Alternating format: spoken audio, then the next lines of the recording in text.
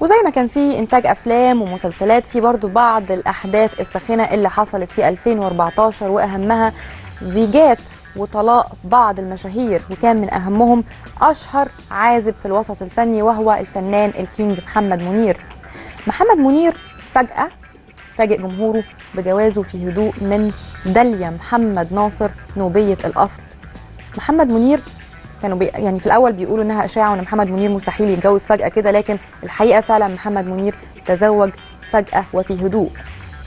وفي نفس الوقت محمد منير زواجه ما استمرش إلا لمدة أسابيع قليلة، وفاجئ الناس إنه طلق. لما حاولوا الناس يستفسروا من محمد منير رفض تماما الافصاح عن الاسباب، وقال ان دي حياته الشخصيه وما يحبش يتكلم عنها.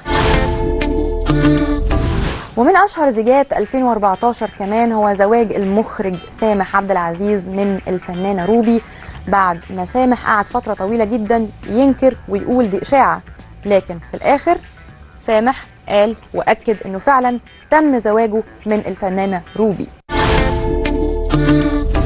من أشهر الزيجات أيضا في 2014 هو زواج الإعلامي عماد الدين أديب من الممثلة مروة حسين. الحقيقة الزواج ده أثار جدل كبير جدا على مواقع التواصل الاجتماعي، وناس كتير علقت تعليقات سلبية، لكن اللي يهمني أن أنا أقوله النهاردة أن في العديد من المشاهير حضروا فرح الإعلامي عماد الدين أديب، منهم سياسيين، منهم إعلاميين، منهم فنانين. من الزيجات ايضا اللي اثارت جدل كبير من خلال مواقع التواصل الاجتماعي هو زواج الفنانه او الراقصه الارمنيه الاصل صافينار. صافينار كان حواليها جدل كبير لان كان في ناس بيطالبوا بترحيلها من مصر، والحقيقه اللي انقذها من موضوع الترحيل ده هو زواجها من مصري الجنسيه، وهو بيعمل كمحاسب في احدى الشركات السياحيه. وزي ما اتكلمنا عن اشهر الزيجات اللي حصلت في 2014، للأسف هنتكلم عن الطلاق اللي حصل بين المشاهير في 2014. الفنان أحمد الفيشاوي انفصل أو طلق زوجته الإعلامية رولا اللي كانت عايشة في الإمارات، وبعد زواجها من الفنان أحمد الفيشاوي انتقلت للإقامة في مصر، لكن للأسف بعد ما حصل الطلاق رولا سافرت للإمارات مرة تانية. ولسه الطلاق مستمر في 2014. وايضا عندنا المخرج خالد يوسف انفصل او طلق زوجته سيده الاعمال السعوديه شاليمار بعد زواج استمر لعده سنين. وايضا اكدت مصادرنا ان الفنان كمال ابو رايه انفصل عن زوجته الفنانه ماجده زكي بعد زواج استمر حوالي 15 سنه، وانجبوا خلال الزواج ده احمد وكمال وحبيبه. الفنان كمال أبو راية طول عمره متحفظ جدا وما بيحبش يتكلم عن حياته الشخصية، لكن بعد ما تم الطلاق صرح الفنان كمال أبو راية بكده.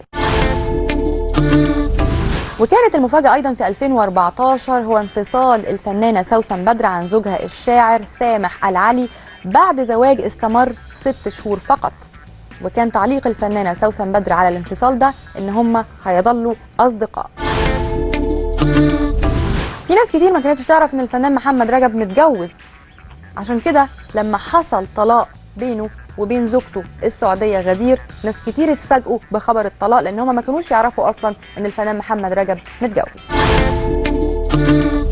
ولسه مكملين مع احداث 2014 وحصل فيها العديد من الصراعات والخناقات بين اهل الفن والمشاهير، ويمكن اشهرها قضيه النسب اللي ما بين الفنانه زينه والفنان احمد عز، واللي اثرت بالسلب على نسبه مشاهده مسلسله في رمضان اللي فات.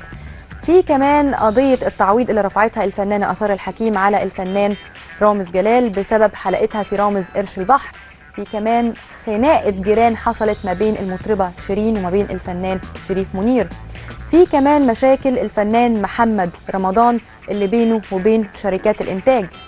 عندنا كمان الفنانة دينا الشربيني اللي تم منعها من التمثيل بعد ما خرجت من قضيتها الشهيرة. عندنا كمان الفنانة صافينار وقضية ترحيلها بره مصر. آخر حاجة تقريبا حصلت هي قضية التعويض اللي اترفعت على الفنان باسم يوسف بمبلغ كبير جدا.